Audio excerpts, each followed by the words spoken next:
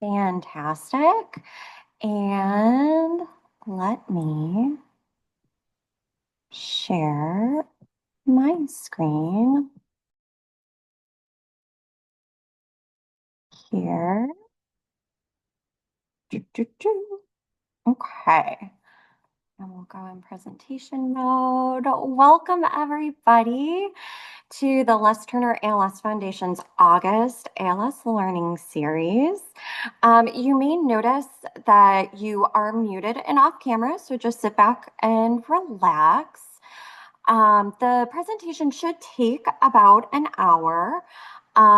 We are recording, so if at any point you're hoping to share this with somebody or you have to hop off, don't worry, it should be up on our website probably by like maybe Monday or Tuesday of next week, like within the next couple days. The chat is disabled, but if you have any questions, feel free to drop those in the Q&A. We will have time at the end to cover any questions that you may have. I'm Anne Marie. I am the Director of Community Education here at the Foundation, and welcome to Making Daily Life Easier, Occupational Therapy Solutions for People Living with ALS. And before we get started, just a special thank you to our generous sponsors, the Gilbert and Jacqueline Fern Foundation and Mitsubishi Tanaba Pharma America.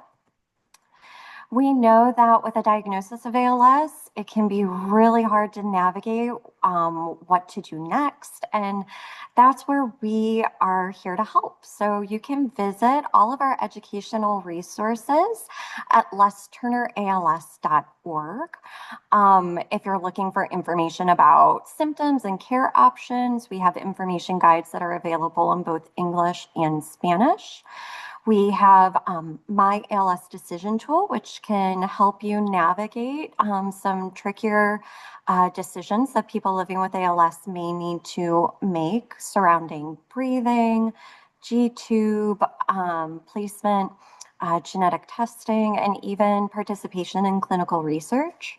Or maybe you're just interested in some of our past ALS learning series. You can find all of our previously recorded learning series on our website. And lastly, we always want to support our friends at the CDC and the National ALS Registry.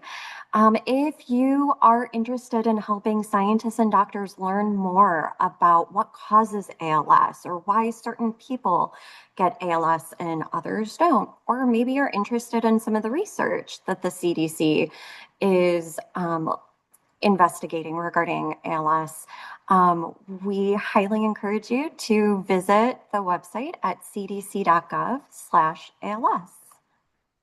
And with that all out of the way, I am so excited to welcome you all to Becca Schroeder, who is an occupational therapist at Northwestern Memorial Hospital. She's been working there since 2018 and works with a variety of different patients that have all different types of backgrounds and diagnoses. In 2019, she began working at the Lois and Solia ALS Clinic at the Les Turner ALS Center at Northwestern Medicine. There, she provides consultative services for those living with ALS and muscular dystrophy. Becca enjoys problem solving with her clients to discover ways to make everyday activities more manageable. So with that, I will stop sharing my screen, and Becca, welcome. Thank you so much. Hi, everyone. It's so good to be back with you all. If you potentially recall, I gave a talk similar to this one back in 2022, titled Making Activities of Daily Life Easier in ALS. So this talk today will kind of just build on that information from that previous session. And we'll kind of go a little bit more in depth on some specific equipment recommendations, or mobility recommendations. But it's just important to remember that this is a very, very broad topic and there is no one size fits all solution. So, just it's important to keep an open mind. And here is just an intro to some different ideas. So as you may know, occupational therapists focus on the tasks that you do every day to take care of yourself and live your life. You might have heard the term ADLs, which stands for activities of daily living. So that's the things like eating, dressing, bathing, grooming, and toileting. We also focus on IADLs, or instrumental activities of daily living. These are those higher level tasks that include things like cooking and managing your medications. And then we also address functional mobility. So in order to do your daily activities, you usually have to move in some way. So that could include getting out of bed, getting in and out of the shower, or on and off the toilet, or walking to the bathroom, for example. And as we know, as ALS progresses, changes with your muscle strength and stiffness, those twitches, and muscle endurance leads to increased difficulty with daily activities. So just by adapting the way that you do different types of daily activities, you can save a lot of energy and make those daily tasks easier. Throughout this, creating this presentation, I did send out a survey and talked with some members of the ALS community to gather ideas from them of what they felt was actually helpful and what they found not so helpful. And a special shout out to Janie and Rob for meeting with me. All of the responses from all of you that participated were greatly appreciated and helped give me and practitioners like me some greater insight into our recommendations. So let's begin. This is aside from the last presentation, but we'll just talk about dressing. Some of these recommendations like a button hook or a sock aid or elastic shoelaces are very helpful for helping to, put your socks and shoes on, get dressed. A lot of people recommended looser fitting clothing, elastic, Velcro, and just kind of staying away from buttons. Here are some specific brands of things that people have liked. For example, we have somebody that said that their Skechers slip-in shoes have been very helpful, or the Billy brand shoes help with putting on, or are easier to put on with their AFO. I do want to go out here and show you these Nike shoes. Here's a little video. So this is a typical shoe that you might see anybody wearing on the street.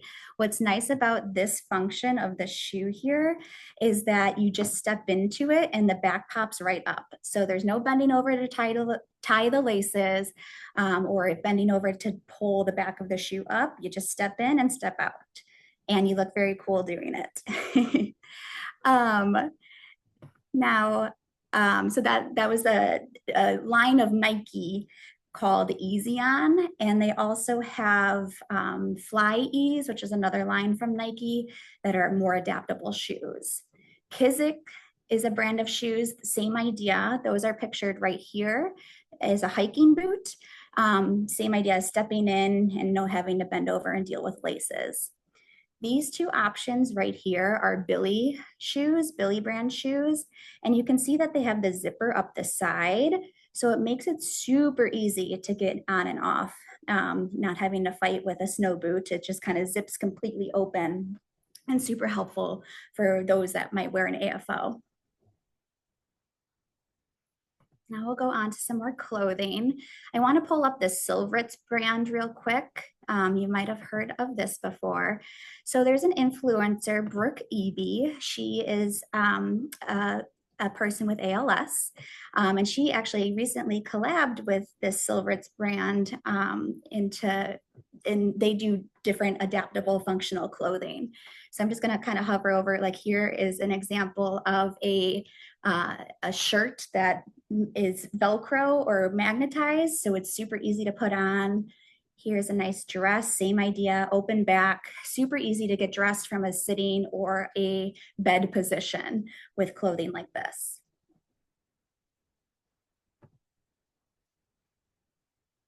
Let me just pull this up again. There we go.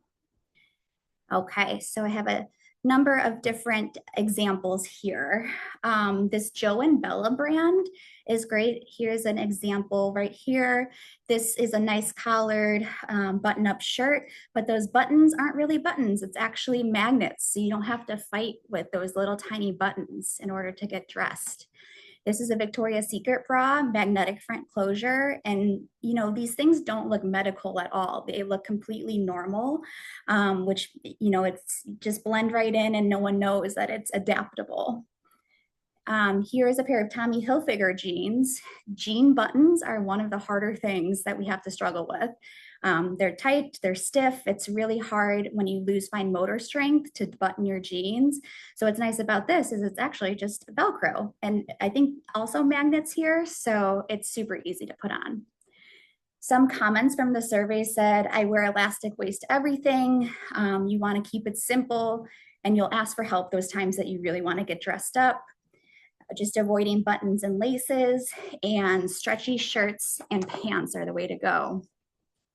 When I talked to Rob, he told me that he likes to Google clothing for people with arthritis, and a lot of these different types of brands will pop up.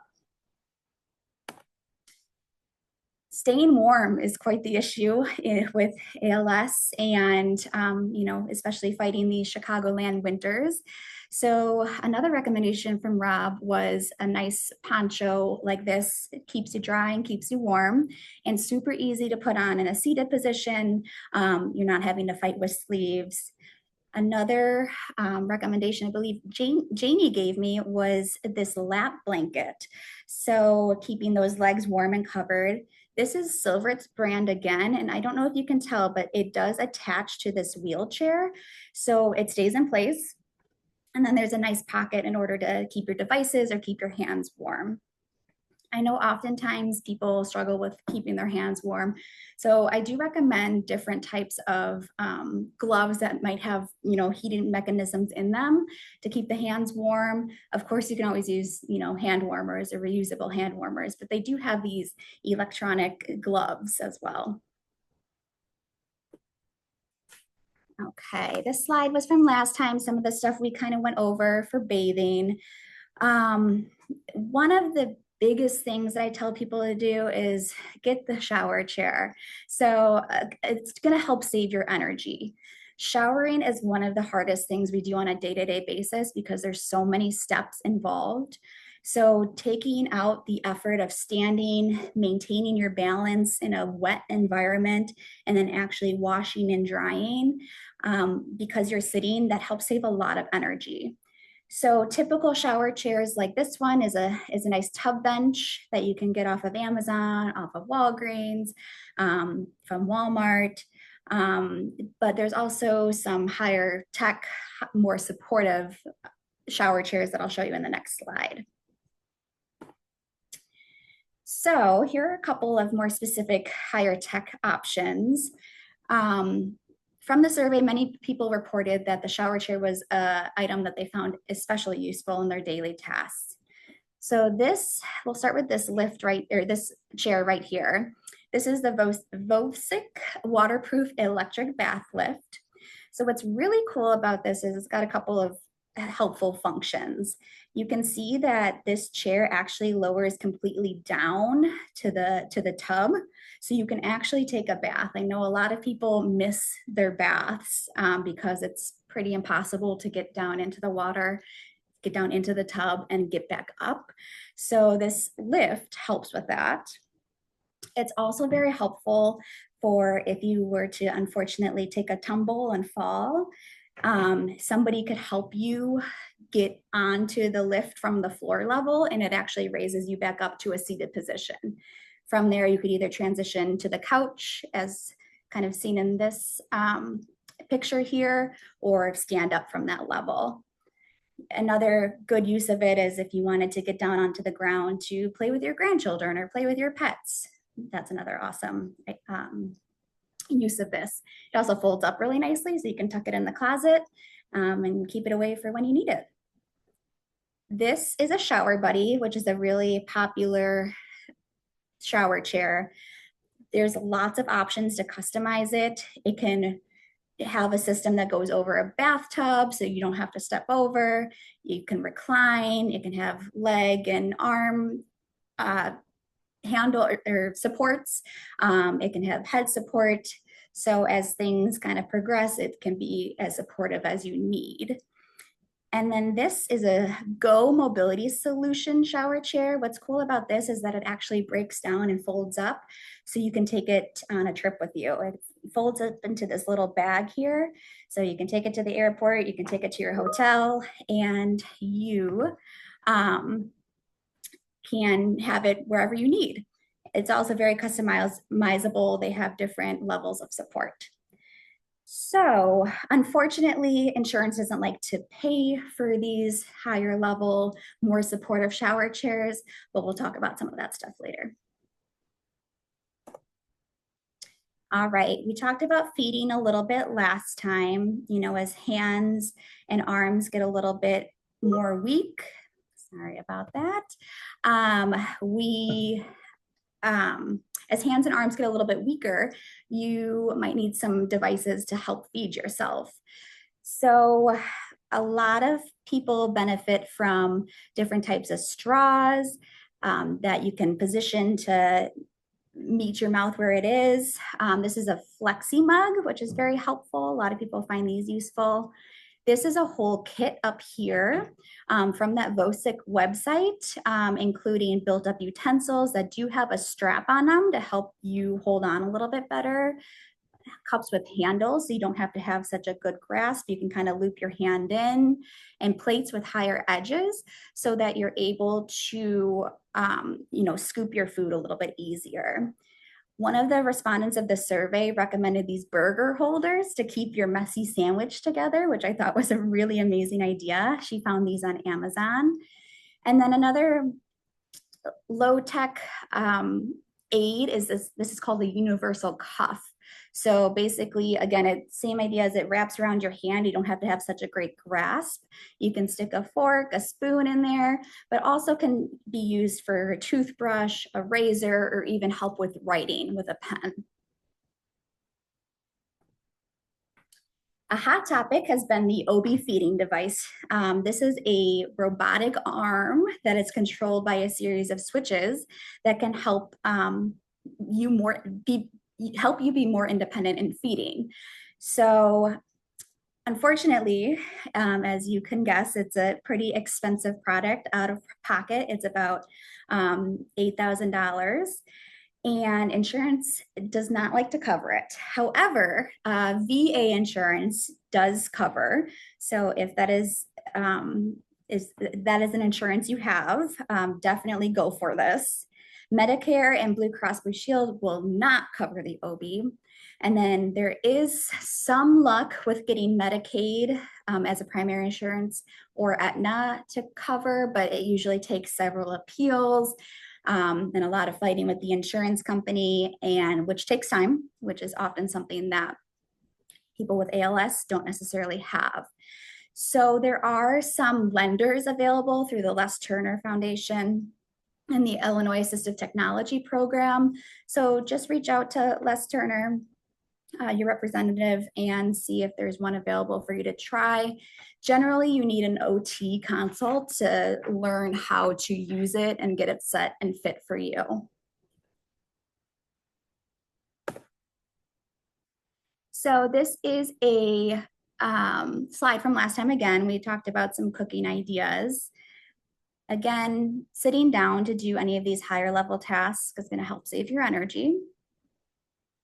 And then consider using different appliances like an air fryer, a toaster oven, a microwave, instead of having to work with the stove and the oven. That can help save your energy a little bit too.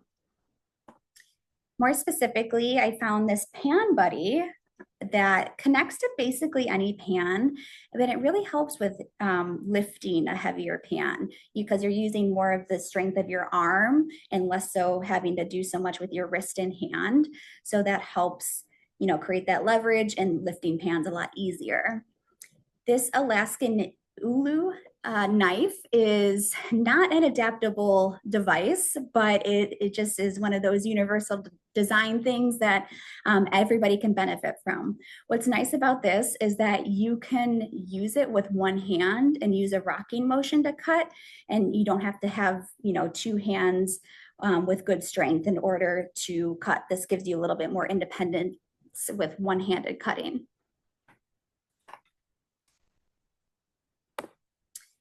Okay, we talked about some of these things from last time. Again, the silicone easy hold bands and built up foam. People have a love-hate relationship with the built up foam. Some people love it, some people hate it. So what's nice about this is that it's actually a pretty cheap solution for some things. So there's no harm in trying. I think a pack of 6 of these goes for less than 10 bucks on Amazon. And again, you can use it for making your toothbrush a little bit easier to hold on to, or even a razor or eyeliner, let's say, or, again, can use it for writing, using it for a pen or pencil. I did find this Guide Beauty. There's a lot more adaptable makeup brands out there, which is really cool. So these different applicators are ergonomic in a way that's easier to hold on to. So with weaker hands, you can still get beautified. Again, sitting down at the counter at the sink to support your elbows on the counter will be super helpful, because when your arms are supported, you can have more control over what your hands are doing. Now on to toileting. So from the survey, many respondents said that they love their commodes or their raised toilet seats. I'll go into a little bit more about that here. Again, that Vosic brand, they actually have an electric sit-to-stand lift, if you can see that here, sit-to-stand toilet lift. So, a regular raised toilet seat might give you 3 to 5 inches to stand up from. Anytime you're a little bit higher, it's going to be easier to stand up. This actually electronically gets you there. Of course, not something that insurance is going to pay for, but just good to know that something like that is out there. This Bemis Assurance is a raised toilet seat and bidet combo. So a lot of times we get questions about, does a bidet work with a raised toilet seat? And the answer is sometimes. So you have to make sure that the spray actually gets to where it needs to go. Can it reach with the height difference? So this toilet actually is a combination of the two. There's also a website from this OT named Lindsay. She has a brand called Equip Me OT, and she has a whole page about installing a bidet and a raised toilet seat that's worth checking out. I thought this product was really cool, this earth tone travel ready toilet seat riser. It's made out of a foam, so it's super lightweight. But what's nice about it is it doesn't use any clamps or tools, so it makes it kind of a little bit more portable.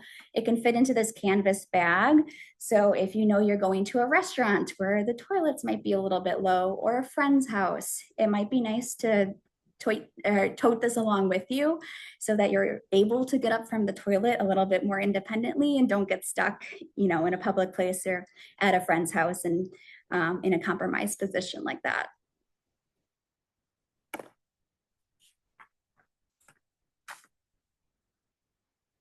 All righty. Then I have some furniture recommendations as well. Okay. So a lot of people benefit from their power lift recliners. Often people do tend to like to sleep in them too. So that's an option if bed mobility is hard. But what's nice about the electronic feature is that you're not having to physically crank back your legs or recline. An easy button can help you recline into a comfortable position, but also obviously the benefit is standing up. Recliners are hard to get off of, so this gets you into a partially standing position to make that transition a little bit easier. Oftentimes people have a hard time getting up from a sofa because of the, it's not firm and they're low. So couch rails can help with giving you a little bit more leverage and using your arms to stand up from that lower surface. And of course, just like we said with the toilets, anytime things are a little bit higher, it's going to be easier to stand up from. So using a furniture risers can be helpful for getting up and down from that lower furniture.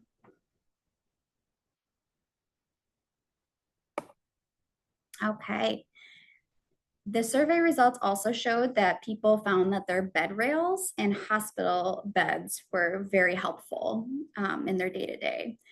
So there's a kind of a transition from things that you can do before getting a hospital bed. Again, they do sell those adjustable base mattresses at like any mattress store where, you can raise the head, you could raise the feet. So that's super helpful. If you're able to raise the height of your mattress, the head of your bed, it's a lot easier to get in and out. I do recommend that if you go that route, you get a firmer mattress because it's going to be, easier to have leverage for bed mobility. A lot of times people like to get these bed rails as shown here. And this is a wonder pole, which is pretty cool because you don't need a wall to install this pole. It just, connects to the floor and ceiling. So you can basically use it anywhere in your house, but it gives you that extra arm support in order to stand. People have found these bed rails super helpful. Again, you can just look on Amazon or online for these different types of devices. Consider raising or lowering the height of your bed depending on your needs. So again, furniture risers are helpful, or consider, adjusting your bed frame to be a little bit lower, remove the box spring for the bed to be a little bit lower. There's different ways to work around. And then the use of slide sheets. So slide sheets are something that would go over underneath you in order to help you transition in and out of bed, usually something that a caregiver would help you with. Okay, and now we're going to go on to different mobility devices. So I have some quotes here. I did ask the community, what advice do you have for someone who is reluctant to use a mobility device? So some said, it's worth it, but I struggled with worry over what others would think of me. Keep an open mind. You never know what you'll like. There will be a time when you appreciate being able to sit and move easily. Use it when you can because it will help conserve your energy. And many respondents mentioned that they felt safer or more secure and that a mobility aid gave them freedom. They stated a device kept them moving and prevented frustration. And they said to not hesitate to try different devices as you will need one eventually. Great advice. So as ALS progresses, so may your mobility needs. Often those that are hesitant to start using something, I might recommend something like a Lucky pole here, or kind of like a trekking pole. So I like to recommend these things, especially for people that are going to be walking on uneven ground. So let's say you're going to your grandson's baseball game and you've got to walk through the grass. Might be a good time to use your trekking pole. Or if you are walking down busy downtown Chicago and the sidewalks are uneven, it's nice just to have a little extra point of contact on the ground to give you that balance. And it also signals to people, hey, maybe don't run into me, stay out of my way. I like canes like this because they're foldable. You can throw one in the car, have it ready for when you need it. Oftentimes people don't need to use devices in their own home. You're going a short distance, you kind of have things to hold on to, your furniture, your walls. But if you're out in the open and out on the street, it's nice just to have that little extra security. Rolling walkers are really great. They fold up nicely too, super lightweight. And pictured here is a rollator walker, but this is also a rollator walker combined with a transport wheelchair. So kind of a 2-for-1. Those rollators are the four-wheeled walkers that have the seat and the brakes on them, usually have a little baskets for you to store things or carry things. Um, Good to consider if you are on some type of non-invasive ventilation, a rollator can help carry your ventilator with you. What's also nice about this is that you can sit and take a break if you're getting tired. And this one turns into the wheelchair so that you can be pushed by somebody else. I will say that these rollators do take a certain amount of strength and stability to be able to use. Because of the four wheels, they can get a little bit fast and can get a little bit dangerous if they get away from you. So sometimes we resort to using the more simple rolling walker with the two wheels on it because they provide a little bit more stability. They're a little bit slower. Unfortunately, the regular rolling walkers don't have the seat to take a break on, but they both have their benefits. So again, as ALS progresses, you may come to the point of needing a power wheelchair. This is what we want you to save your insurance benefits for. Insurance only pays for one big piece of mobility equipment every 5 years. So power wheelchair and a cane are kind of lumped into the same category. I'd rather you pay $20 for a cane than thousands of dollars for a power wheelchair out of your pocket. So save your insurance benefits for your power wheelchair. With a power wheelchair, you'll have a custom evaluation from a therapist. They'll measure you and they'll do an assessment to figure out which type of operation system is best for you, whether that's just a standard joystick or you use your head and neck with a head array function. They also have a sip and puff system, which is kind of like a straw system, or they can even use eye gaze technology. This gives you complete independent control no matter what your needs are, and allows you to have more mobility freedom. And as things progress, that original wheelchair that you get, adjustments can be made as needed. Power wheelchairs allow you to have a lot more freedom with your mobility. They can raise up and down to help make transfers easier. They recline. You can elevate your feet to help with any swelling. So overall are just a really great tool. A lot of people have a hard time accepting that they might need a power wheelchair. But the thing is that you can always get your evaluation done, and just get the measurements, and you don't have to necessarily have the power wheelchair right away. Also, it does take several weeks to months to get the power wheelchair. So we'd always recommend that you kind of do it earlier when you don't quite need it in order to have it for when you're ready.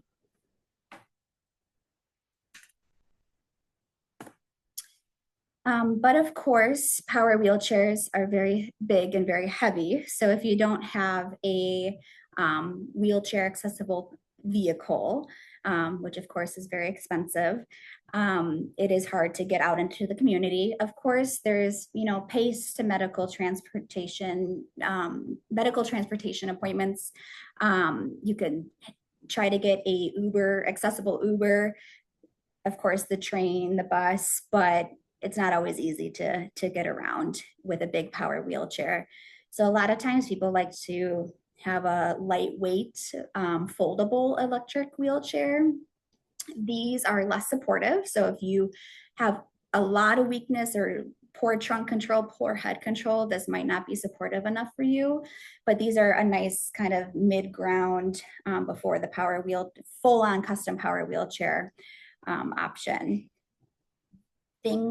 Different brands, like this is the Vosic again. We have Jazzy is a popular brand, and this MagShock fold and go wheelchair is very popular. They fold up easily, they're lighter weight, they can be put into the car.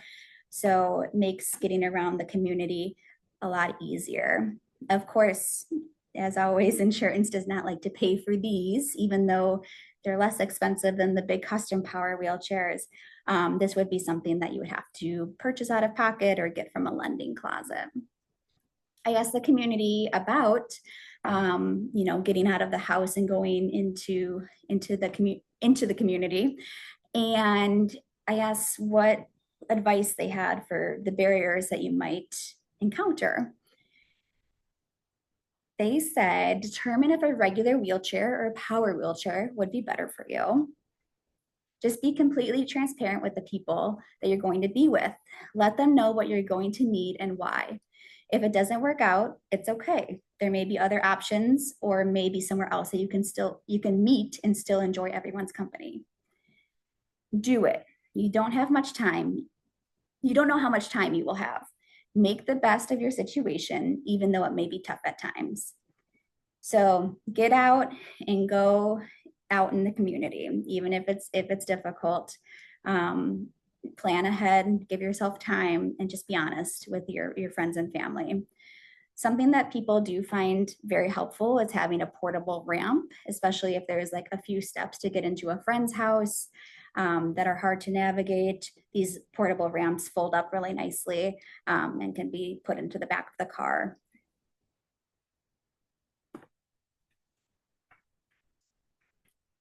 There is different lift equipment available.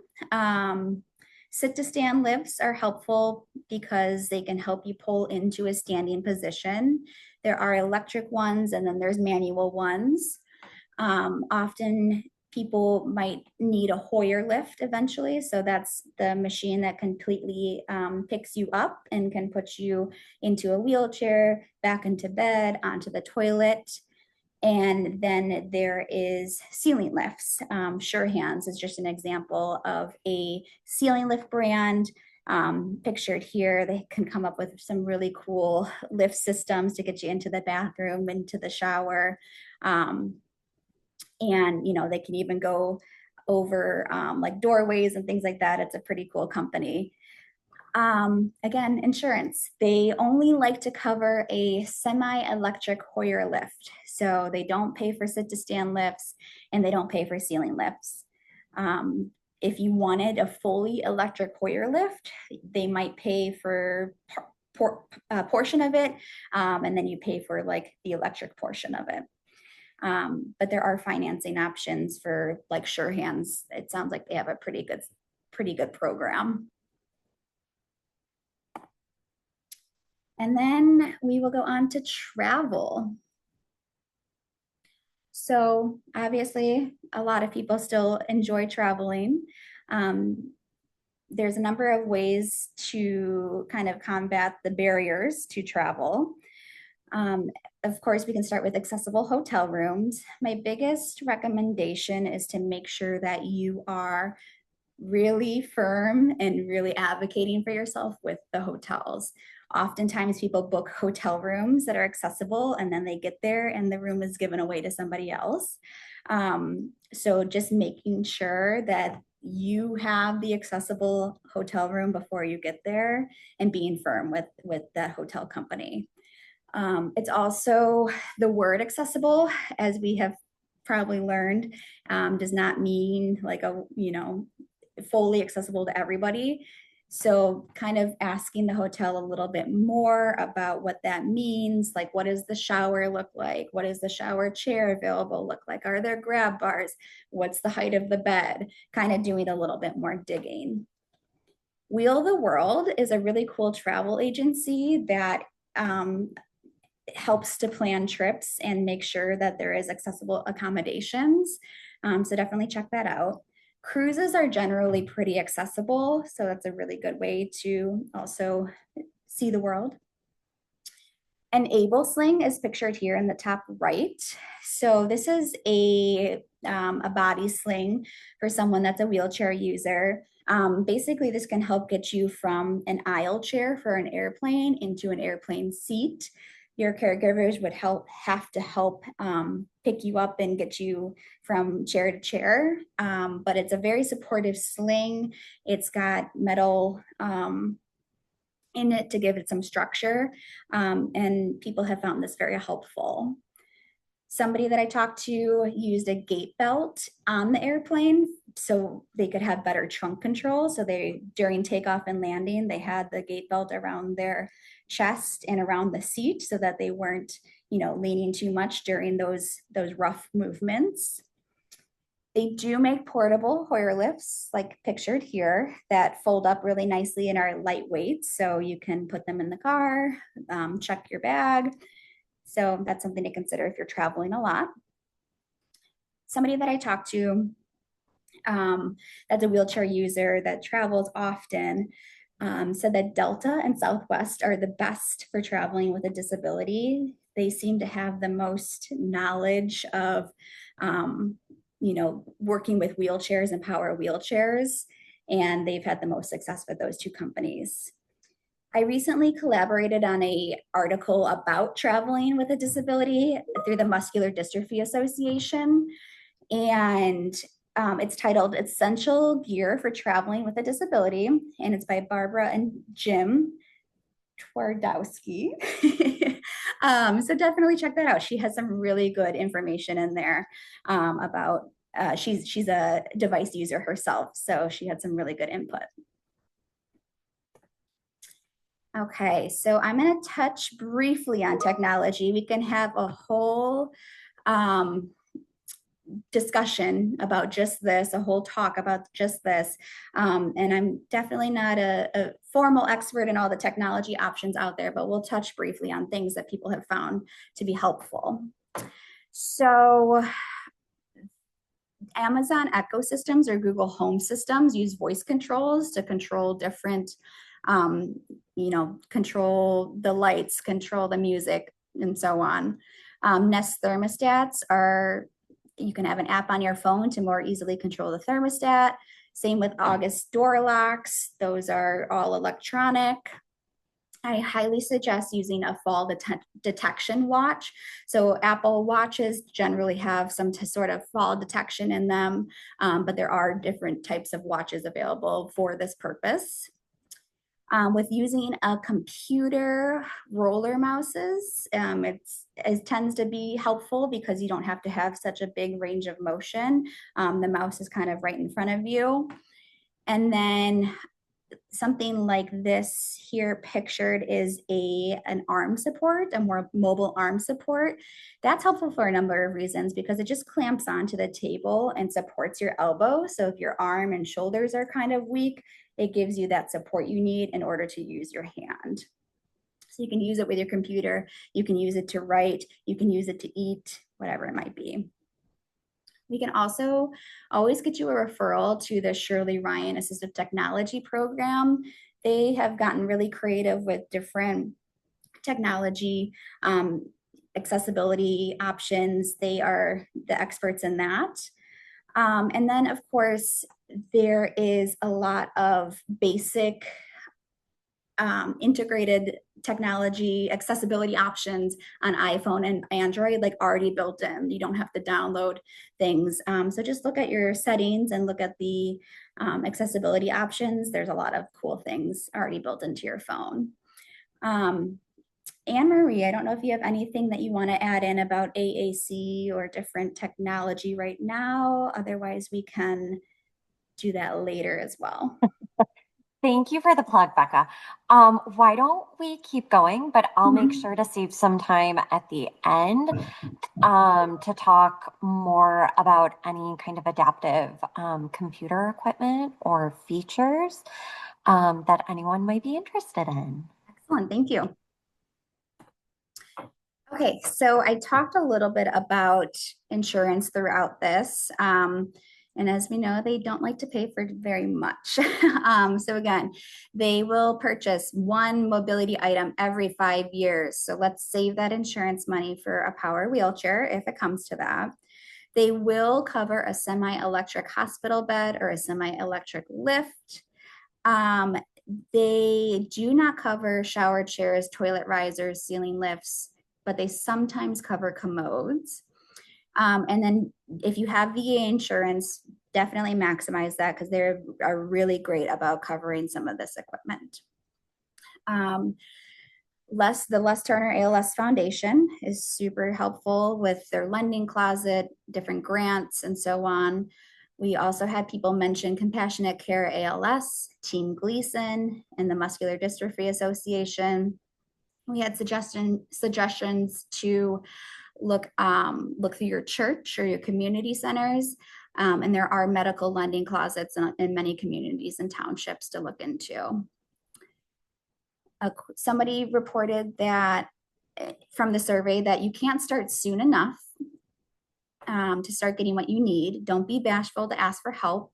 Use every resource and everyone that you know and everyone that they know to ask for help. And the Les Turner Foundation has been indispensable. So we'll go over just briefly exercise again. Of course, we want you to stay active and moving as much as possible because we want to maintain the strength that you have in order to keep you independent for as long as possible. So we always recommend stretching and range of motion,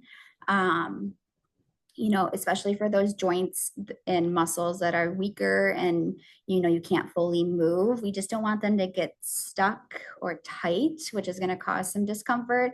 So especially focusing on those, getting a good range into your joint. Walking, recumbent bikes, swimming, yoga. As we know, deep breathing and chest expansion exercises are very important. We want to keep that diaphragm strong, that muscle that helps you breathe. And research has shown that mild to moderate exercises are okay. So we want to focus on those light weights, high repetitions. And a good cue for you is that you don't want to be sore the next day or fatigued for hours afterwards. So you want to make sure if you're feeling that soreness, that means muscle breakdown is happening, and we don't want that. We want to maintain your muscles. So mild to moderate exercise. You don't want to be so tired after a exercise session or a therapy session that you feel like you can't complete your daily activities. Another good tip I like to tell people, if your grip's a little bit weaker, you can use like weight gloves, exercise gloves to kind of grip a little bit better, or those straps to hold on to your weights. We have a lot of people that enjoy aquatic therapy. Here is a quote from Janie. She said, "I really enjoyed it because it was zero gravity and I felt like I was able to accomplish things in the water. My suggestion is if they're able to do aquatic therapy or even get a membership in an athletic center that have a heated pool to work on different exercises in the water." So this is a great tip. Thank you. Throughout the talk, I sprinkled in some energy conservation, but again, sitting to perform activities is going to be the easiest way to help save your energy. Use a mobility device. When you're struggling to keep your balance and walk and not fall, that uses a lot of energy. So just use the device. Plan ahead. You don't want to be rushing. You want to allow enough time to do the tasks that you need to do. Like I said before, showering is one of the harder tasks you do on a day-to-day basis. So give yourself enough time to do all the steps and take rest breaks and kind of catch your breath as needed. It's okay to ask for help. People want to help. So if there's something that's going to be a little bit more exhausting for you and it's easy for somebody else to do, just ask. And then prioritize those tasks. What can wait? Don't do all of your heavy tasks in one day. Break that up throughout the week. A tip that I like to tell people is if you have a busy day with, let's say, doctor's appointments or going to your granddaughter's recital, maybe the night before is when you shower so that you can have the time to get washed up, get clean, get dressed, rest, and then you can focus your energy for that big event that day. And again, we want to prevent falls. It is just so much harder to recover after a fall, especially if there's a fall with injury as ALS progresses. We want to keep you independent. We want to keep you safe. So using some of these tips to help prevent falls is going to really keep you as independent as possible for as long as possible. So just for some continued learning down the road, the Les Turner ALS Foundation website has those great webinars, guides, decision tools, as Anne Marie talked about earlier at the start of this talk. Like I said in the beginning, there's no one size fits all solution to all of your needs. So Google search, type in adaptive or accessible into Google with a question. So adaptive cooking utensils, adaptive shower, and search results will show you some answers, some YouTube videos that might be helpful for you in your situation. I referenced Brooke Eby and Lindsay from Equip Me OT. Those are two accounts that I follow that I think are very helpful for different techniques and tools and devices that are available. And if you want a little bit more of a personalized plan, you can always ask your doctor for a referral to occupational therapy. And I think that is it. So thank you all for joining me today, and we will open it up for some questions. Thank you so much. And thank you everyone who's attended and is dropping questions into the Q&A box. First question that popped up was about power wheelchairs and cushion options because we want to ensure that people are adequately cushioned, that their weight, the pressure of sitting on those sit bones, right? We want to make sure that that's optimal to avoid any sort of skin breakdown or sore. Can you talk a little bit? Because this person's like, gosh, the cushion selection just seems really complex. Yeah, and again, like I said, not a one size fits all solution, and there are so many different options out there. I would, if you haven't already, I would try to talk to your wheelchair supplier or even get a referral to a seating and positioning clinic because they're definitely the experts on the different types of cushions that there are to meet your needs. Again, there's so much out there, and it's hard to know exactly what works for one person versus the other. And so a personalized referral to a wheelchair clinic would be the most helpful. And it's also, I think, important to know that it could change too. Exactly. Um, as you know, if you get a chair early on, you might need to revisit that cushion. Yeah. But Becca is absolutely right. And in some clinics, they may also have like seat mapping that they can Hmm. do, or pressure mapping, I believe Hmm. is what it's called. Yes. If there's any PTs on the call, don't yell at me. But they can actually look at like where you're exhibiting more pressure and they can kind of adjust from there. Awesome. More of a comment. Somebody just wanted to share that they think that their mechanical Hoyer lift gets higher than Okay. some of the electric lifts that they've seen. So Yeah. also maybe Excellent. Yeah. something to think about. Yeah, definitely. Yeah. Next question. Oh, do you mind, can you go back to the arm support device again? The one to help with computer use because Yes. that person wanted to take that information down. Yeah, that is just from Amazon. So that I just typed in ergonomic arm support. They might also be called like a mobile arm support.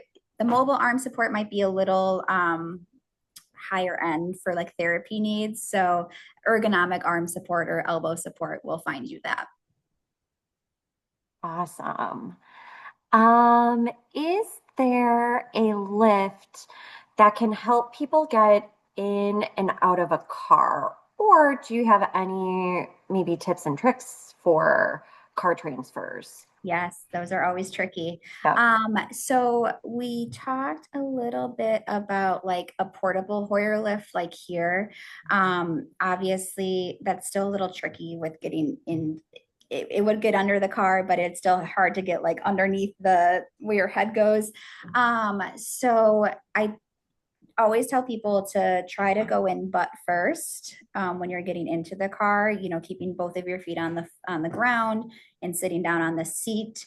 They do make little levers that can go into the door jamb that you're able to use to stand up from. They sometimes tell people to sit on like a trash bag or something a little bit more slippery so that you're able to slide kind of in and out. And then they do make little like circular discs cushions that you can sit on. And again, it helps you to rotate your hips in and out of the seat. Oh, that's great advice. And then I also think if anybody is seeing an occupational therapist or a physical therapist at like an outpatient clinic or a rehab center, it's absolutely appropriate to ask about covering car transfers.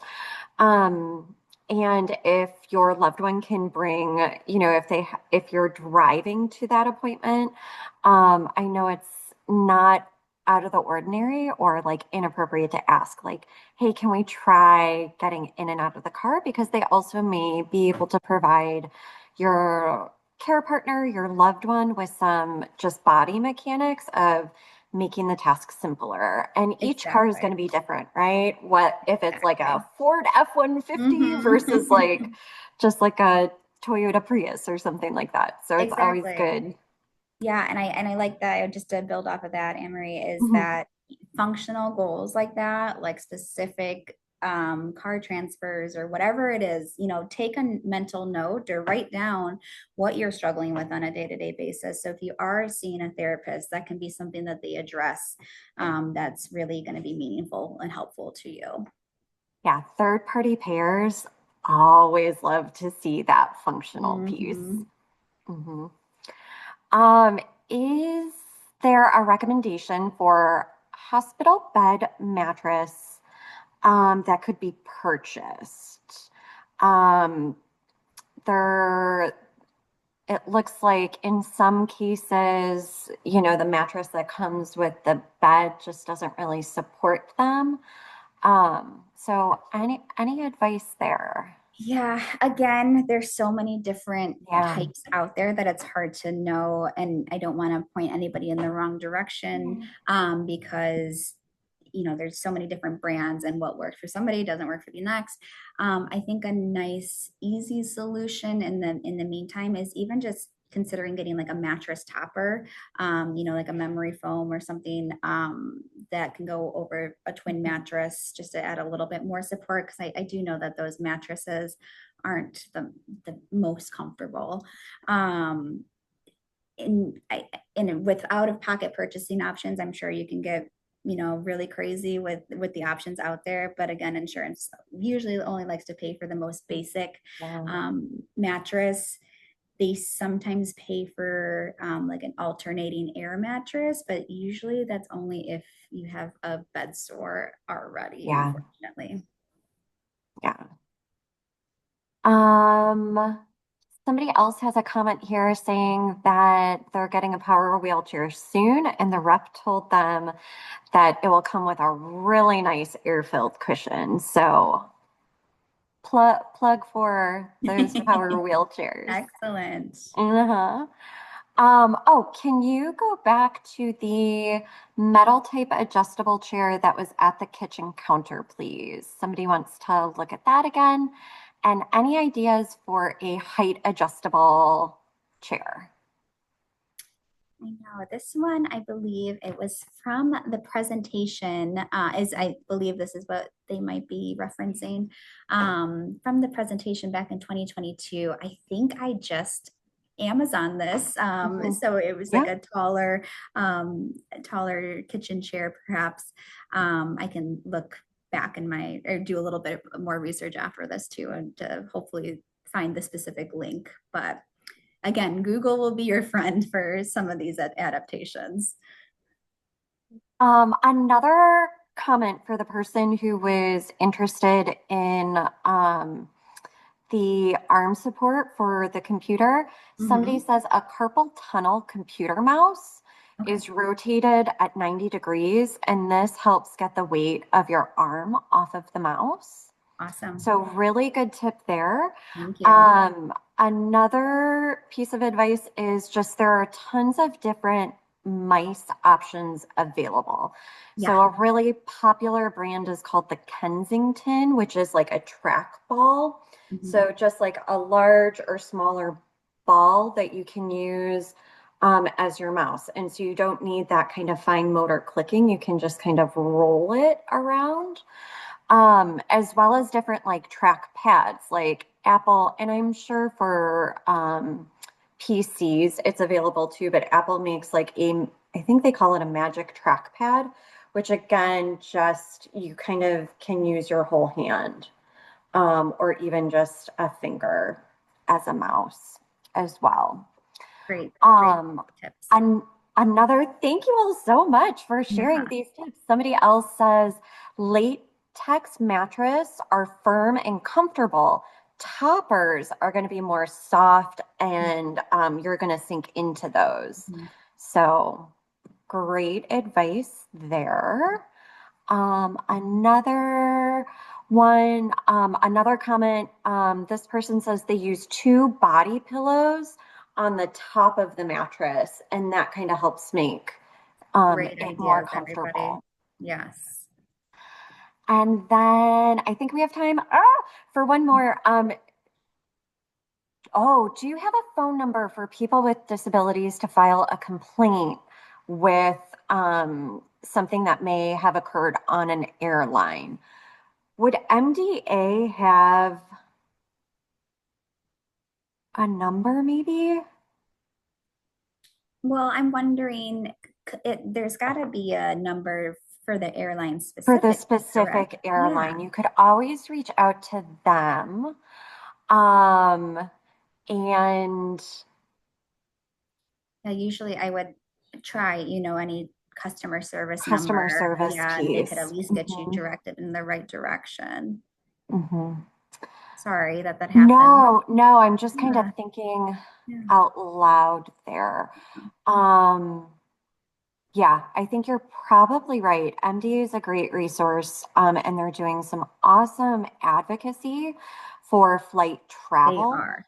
Yeah, Um, I don't know that they're looking for specific examples, right. Yeah. for like legislative purposes and Mhm. advocacy. But yeah, I think you're totally right. Going directly to the airline.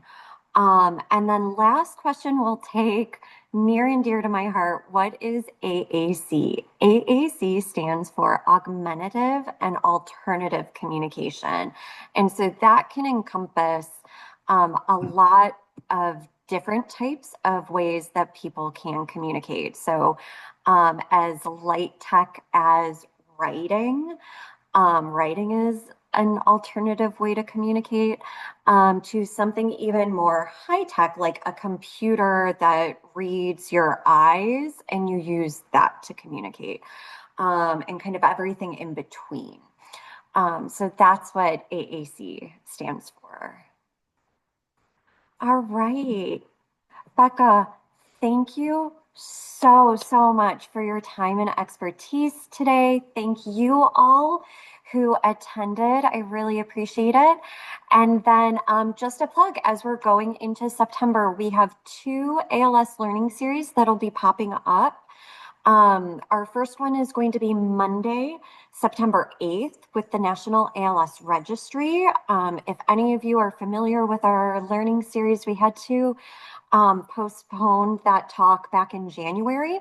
So it is now on the books and scheduled for Monday, September 8th. And then on September 25th, which is a Thursday at noon Central Time, we're going to have two dietitians from the Les Turner ALS Center at Northwestern Medicine talk about ALS and constipation. So, two really great offerings in September. Those registration links should be on our website probably by maybe end of this week, beginning of next week. So keep an eye out for that. Again, thank you all so much for your time. Becca, thank you. Everybody stay well, and we'll see you in September. Thank you, everybody, for listening, and thanks for all those that helped out with creating this presentation. Bye now. Bye.